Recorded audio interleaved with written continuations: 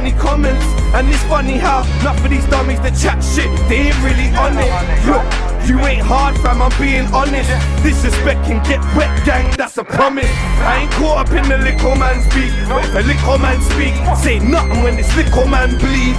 I'm gun busting on the pitch in my team. Name Koke came about, when was it? What year was it? Must have been like 2005, 2004, one of them years.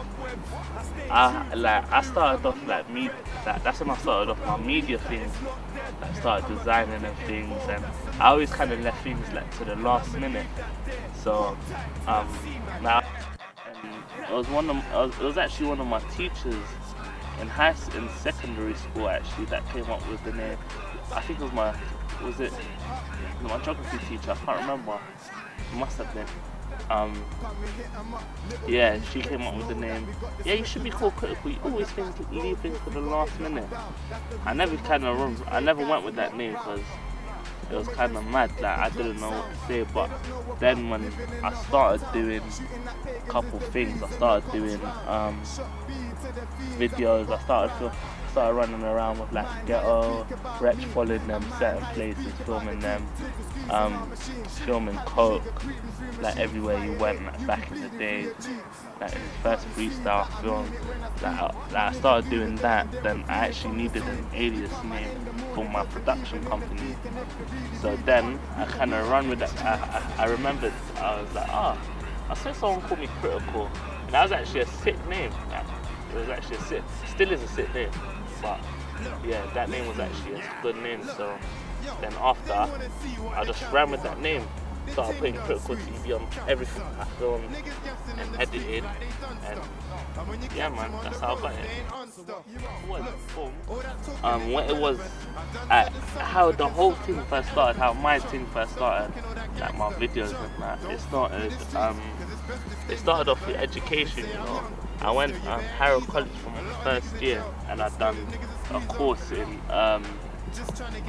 media communication, media comms. I'd done a diploma in that, and then for my first year, I didn't know what I was getting into. Like through secondary school, I knew I was a creative person because I always just used to draw, do graphics, design, and whatever.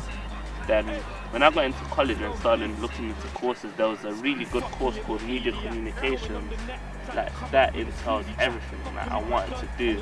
Like it had design, it had video production, it had and basically I designed on video production and editing, and that's how I looked into that, started studying media communication, and that's where it kind of took off, you know. That's where I started learning the basics of how to film, started learning the basics on how to cut, design, use Photoshop. I really had a very, very, very good tutor.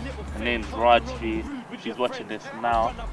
I give a lot of thanks to her, because if it weren't for her and her intense training and tutoring skills after lesson, like I was really determined to do things in college. So I'll stay back, I'll say, yeah, show me how to design this, somebody wants this done. And that's where like me started doing mixtape covers got into hand. People started looking at my work on the computers. I'll just mess about with one of my pictures. I'll do like a little, you know, one of them graffiti things where like a little MySpace picture card. MySpace was the thing then. So I'll do like a little MySpace picture saying, yeah, Critical 2006, or you know what I'm saying? Or I'll do some mad things like that. Then people will see that, they'll be like, yo, Bob, can you design my MySpace? So it was kind of, yeah, so it was like a MySpace thing, design the MySpaces. Then artists that were on MySpace started hollering like, yo, that looks hard, can you do covers? I don't know whether to say yes or no, but I said, well, if I can do this, I'm sure I can put two and two together and start making things happen.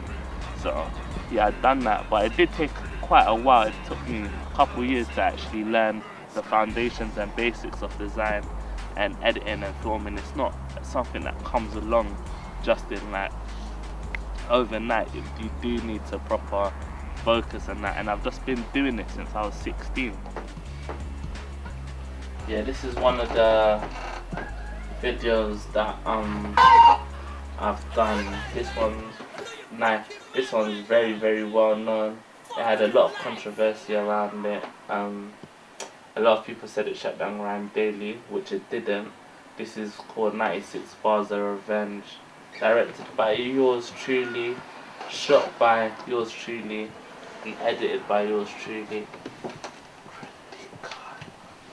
Yeah, man, big up Scorcher though for the bring.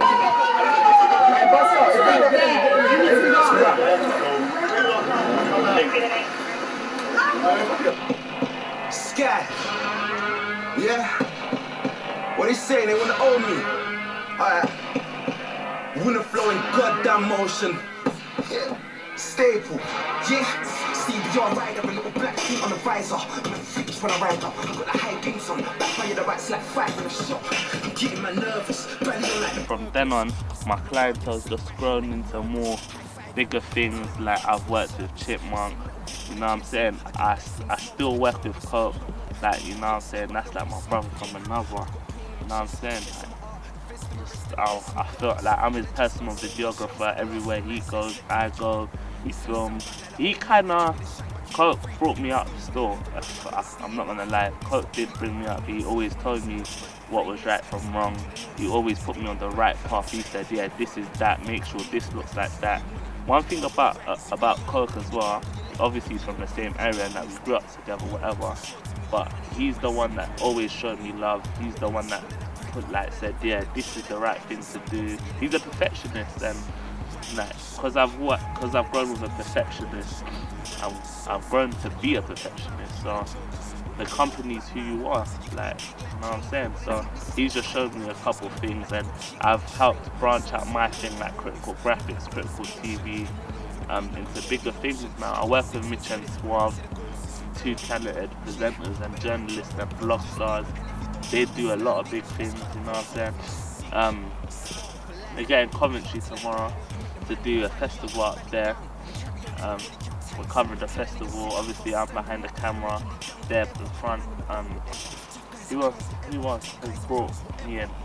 That's about it. Before that, but every ends I go to, I'm a man that travels around, I go to all different ends. Right now, I'll show you some exclusive documentary footage. This is for Koke's documentary. I'm showing you some raw footage. This is Charlie's Slug. Someone that can believe, you get me? So for me, like, the biggest co-sign I get is from the people. Like hip-hop, UK hip-hop. I heard it on Radio 1 the other day. See Mr. Shabs, that's Mr. Shabs. He's the man. What else?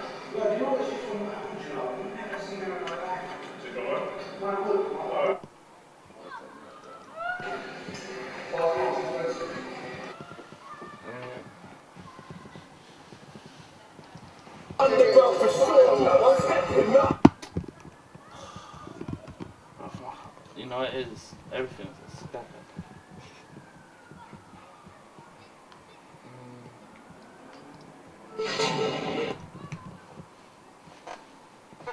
Yeah, this is some viral work that I've done with Koke for Koke TV. I run that.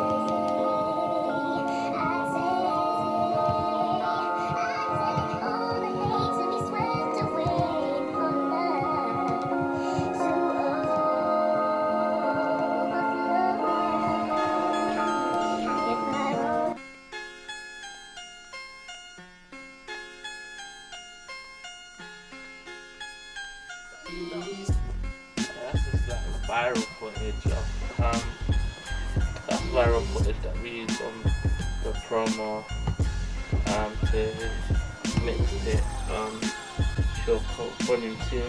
I've got more stuff on my MacBook now. I've got a couple things. I'll show you some recent projects.